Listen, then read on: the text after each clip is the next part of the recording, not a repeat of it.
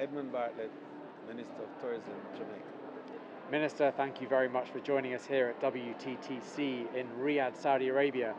Would love to get your sort of first take of really kind of what the key takeaways have been from the event. Well, first of all, this is the largest gathering of private and public sector stakeholders in the industry since the pandemic. And what it has done is to emphasize the point that the recovery is on. It certainly has made a strong statement that we're recovering stronger. The narratives were all in that vein, and more so the commitments that were made to sustainability, to resilience, and more importantly, I think, to re-engaging the workers of the tourism industry. I think that's a takeaway from this summit that is going to have a lasting effect, because before the pandemic we employed nearly 400 million people. During the pandemic we didn't pay a lot of attention to workers, and now that we're recovering, only 18% of the 70 odd million workers that were furloughed, otherwise laid off, have returned. And that problem has caused a slowing of the recovery process. Our airlines have not come back to full operational capacity because of labor shortage. Our hotels are having serious challenges in terms of delivering on the promise of a seamless and secure and safe experience. We, as destinations, have had that problem too. So what it invites us to do is to take a look at really what went wrong, why our people have not come back in full, and why it is that we now have to re-architecture that process.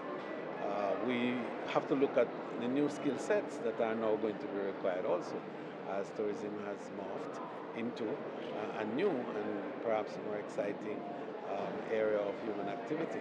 And it is requiring now a retraining exercise, and indeed, in most cases, a scaling up of skills, because it is a new industry essentially that is emerging.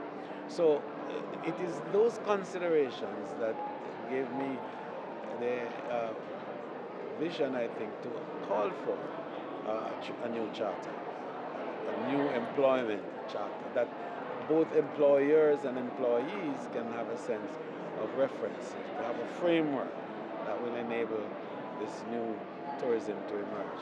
And I'm very proud that a number of top global stakeholders have joined forces in, starting to draft this charter. And we've had two meetings. We had one in London, and we had one 2 mornings ago here in Riyadh. And then we'll have another on the 12th of December. And then hopefully we then flesh out a full draft for consideration in Jamaica on the 15th of February, when we start the Global Resilience Conference for 3 days, February 15th to 17th. And that conference will have 3 components. We will deal with the issue of the global employment, and we have called it an interesting reference. The reference is Tourism Employment Enhancement Team. And so for that, we created the acronym of TEEM, team. And it is Tourism Employment Enhancement Team. And this is a team that is now going to constitute the leaders of tourism worldwide. And the WTTC today, as you know, referenced it and will be part of the bigger process. And hopefully the UNWTO will also.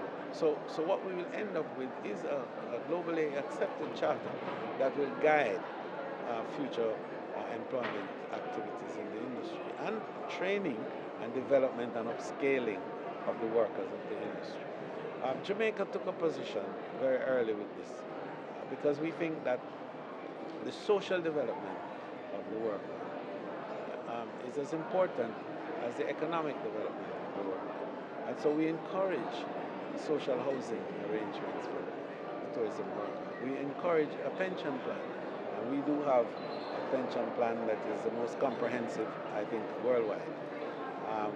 It even embraces people who only have 5 or 6 years more of working time to be part of this pension scheme and to get a pension that is equivalent to what they would have gotten if they had started from age 18. This, I think, is innovation, and it's a huge piece of social engineering, which is going to inure to the benefit of the worker, but to the strengthening of the industry itself.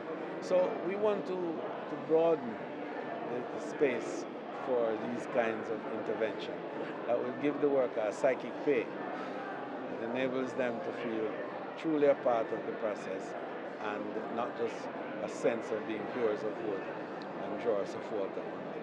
So I think a new day is dawning for tourism, and this recovery, because of the COVID, has enabled this. And it would be a shame if we allow that great opportunity that COVID has offered to go to waste.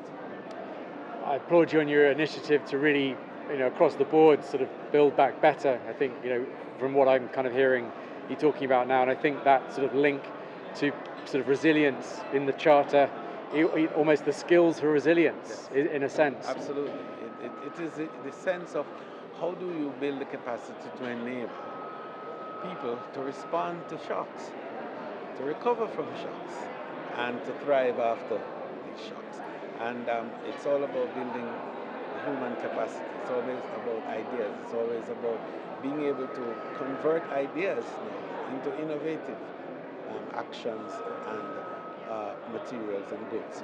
So we feel that it's a new element of tourism development that is going to inure to the whole changing of the landscape and the architecture of tourism as a true driver now of economic, social, and governance. Governance is very important.